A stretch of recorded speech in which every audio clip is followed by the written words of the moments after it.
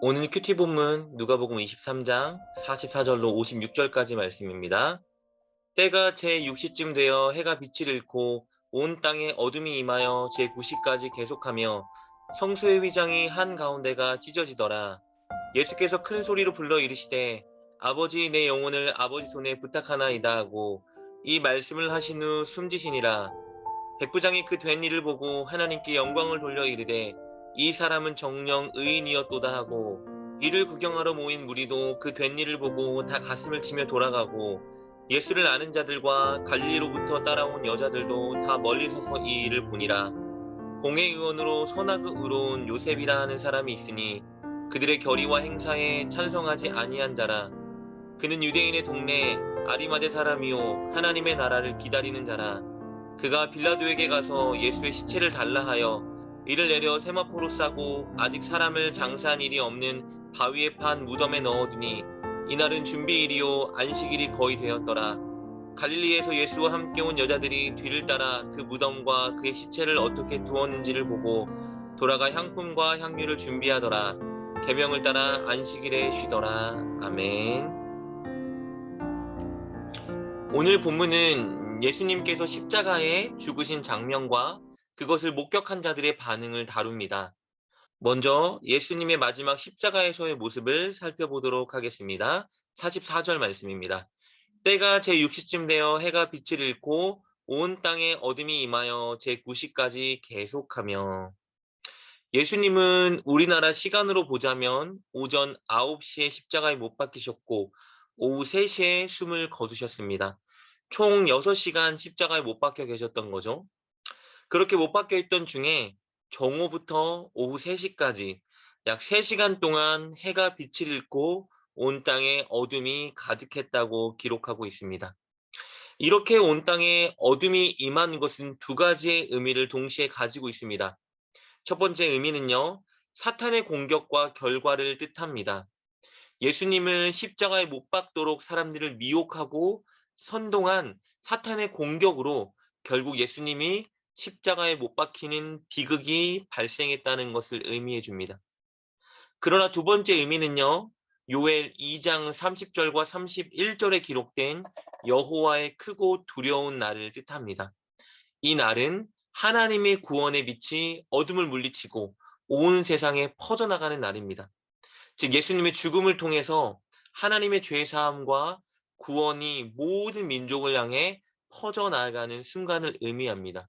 그러니 44절의 말씀을 쉽게 말하자면 사탄은 사람들을 미혹하고 선동하여 예수님을 십자가에 못 박혀 죽게 했지만 그래서 그가 승리했다고 착각했지만 그러나 사실은 이 일을 통해서 하나님이 계획하신 온 인류를 향한 죄사함과 구원의 길이 펼쳐진 것입니다. 그래서 하나님은 동시에 성소의 휘장을 찢으신 것입니다. 45절 말씀입니다. 성소의 휘장이 한가운데가 찢어지더라. 휘장을 찢음으로 인해서 휘장 뒤편 성소에 임했던 하나님의 영광이 이제 온 인류를 향해 퍼져나가게 되었습니다.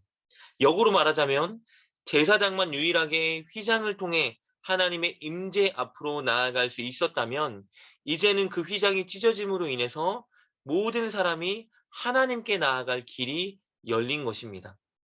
휘장이 이렇게 찢어진 사건은요, 이제 하나님과의 만남이 예루살렘 성전을 통해서만 이루어지는 것이 아니라 예수님을 믿는 예수님을 통해 세계 모든 민족 누구에게나 이루어진다는 의미를 갖고 있는 것입니다. 그러니 기존 성전 제도가 유대인과 이방인, 제사장과 평신도, 그리고 남자와 여자를 차등했지만 이제는 예수님이라는 참 성전을 통해 하나님의 임재가 세상 모두에게 뻗어나가게 된 것입니다. 그것을 예수님이 십자가 죽음으로 이루신 것입니다. 우리 46절 말씀입니다. 예수께서 큰 소리로 불러 이르시되 아버지 내 영혼을 아버지 손에 부탁하나이다 하고 이 말씀을 하신 후에 숨지니라. 이렇게 어둠이 임하고 휘장이 찢어지며 예수님은 숨을 거두셨습니다.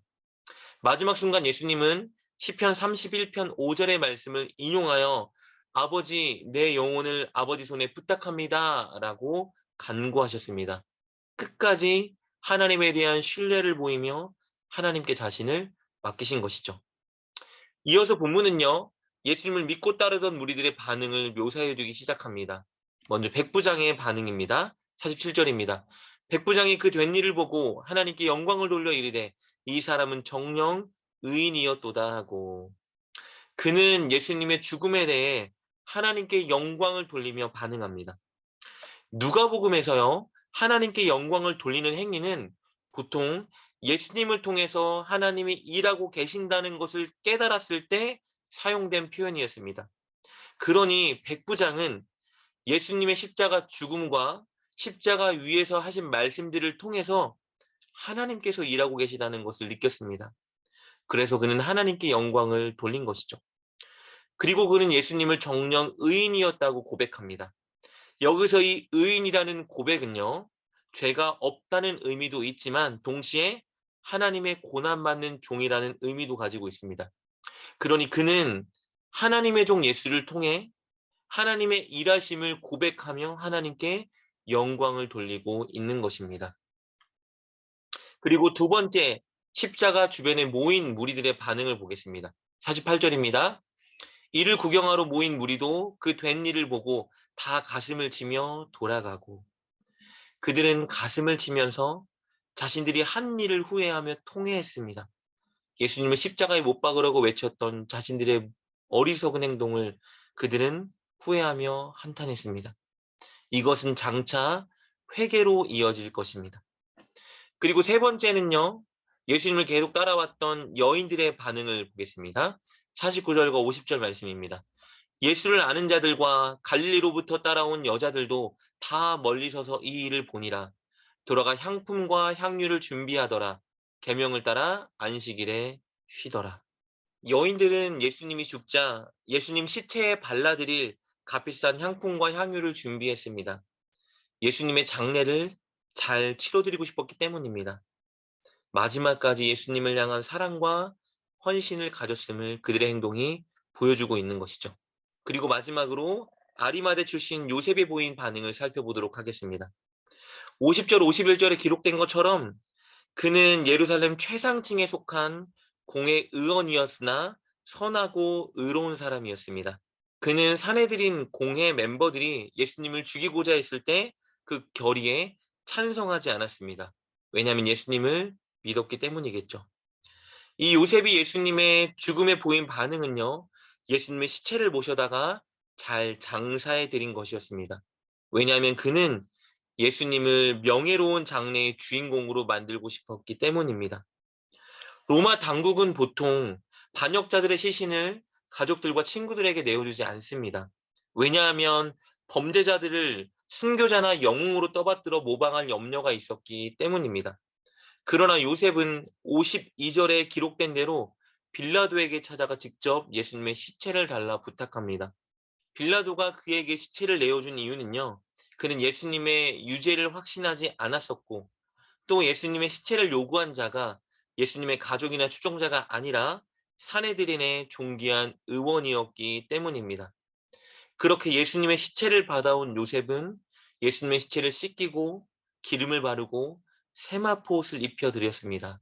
그리고 아무도 장사한 적이 없는 무덤에 예수님을 안치해 드렸습니다. 53절입니다.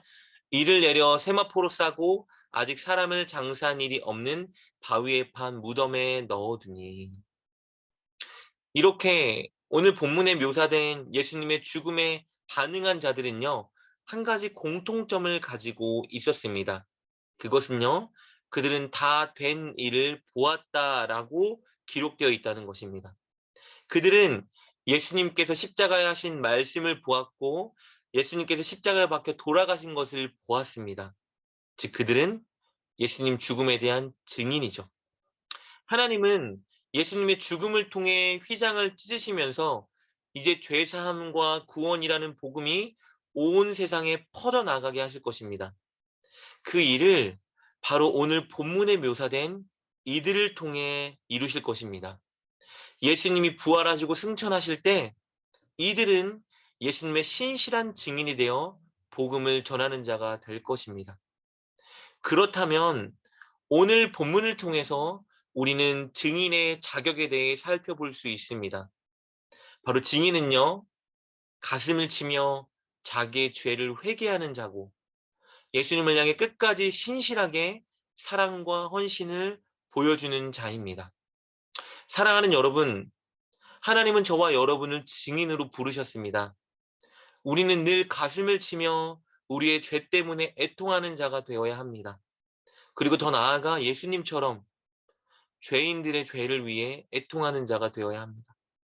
그리고 끝날까지 우리는 신실하게 예수님을 사랑하고 예수님께 헌신하는 자가 되어야 합니다.